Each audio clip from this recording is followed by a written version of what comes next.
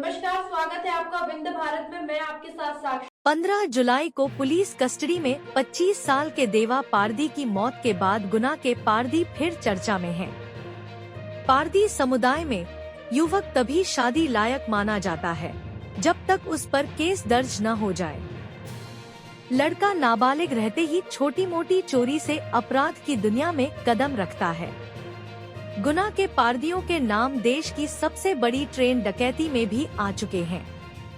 इस केस को सुलझाने के लिए नासा की मदद लेनी पड़ी थी।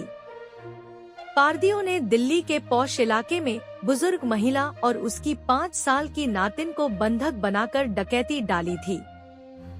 राजस्थान और दूसरे राज्यों में हुए बड़े अपराधों में शामिल रहे हैं।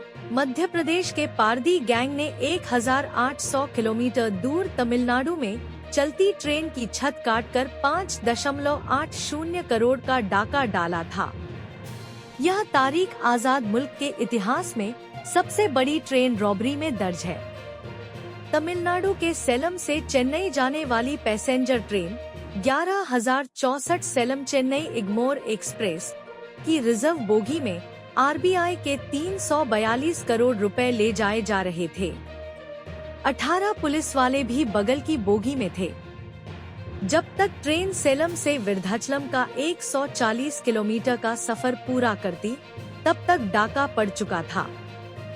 पुलिस और सीआईडी ने हजारों लोगों से पूछताछ की, लाखों कॉल डिटेल्स खंगाली। आखिर में नासा की मदद लेना पड़ी। पूरे 730 दिन बाद यानी 30 अगस्त 2018 को पता लगा कि ट्रेन रॉबरी किसने की थी। डकैत ज्यादातर रकम नदी में बहा चुके थे। दरअसल 8 नवंबर 2016 में नोटबंदी लागू हो गई। 500 और 1000 के नोट रद्दी हो गए। नई दिल्ली की पौष कॉलोनी आनंद लोक में 68 साल की महिला 5 साल की नातिन के साथ घर में सो रही थी। रात 3:30 बजे उन्हें अलमारी खुलने की आवाज आई। उठकर देखा तो 4 बदमाश अलमारी तोड़ रहे थे। वो शोर मचाती, इससे पहले ही लुटेरों ने महिला को चुप रहने के लिए कह दिया। बच्ची और महिला को बंधक बनाकर 4 करोड़ की डकैती डाली। बदमाश 4 करोड़ की ज्वेलरी लेकर भाग निकले। दिल्ली के पौष इलाके में हुई इस डकैती ने दिल्ली पुलिस को हिलाकर रख दिया। जब छानबीन की गई, तो इसके तार गुना जिले के पारदियों से आकर जुड़े। 8 पारदी बदमाशों के नाम इस डकैती में शामिल होने की बात सामने आई। इनमें राम गोपाल पारदी, लाखन पारदी, राजू पारदी सहित अन्य शामिल थे। राजस्थान में 12 जिले के छीपा बड़ौत के सर्राफा बाजार के रहने वाले ज्वेलरी व्यवसायी गौतम चंद गोयल के यहाँ डकैती पड़ी।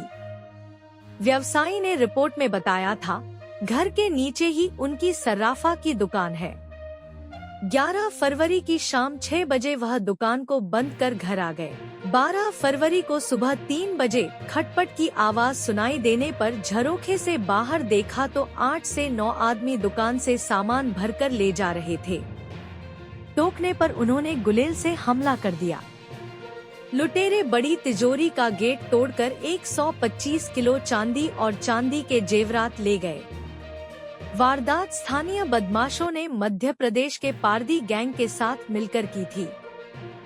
12 के स्थानीय आरोपियों के अलावा राजस्थान पुलिस ने इस मामले में गुना जिले के थाना धरनावदा अंतर्गत खेजड़ा निवासी पवन पारदी, गंगू पारदी, देवेंद्र पारदी, बालीखेड़ा निवासी रामकिशोर पारदी, केदार पारदी, सोनू पारदी, संजय पारदी और मिथुन पारदी और पारदी गैंग के अन्य सदस्यों को आरोपी बनाया।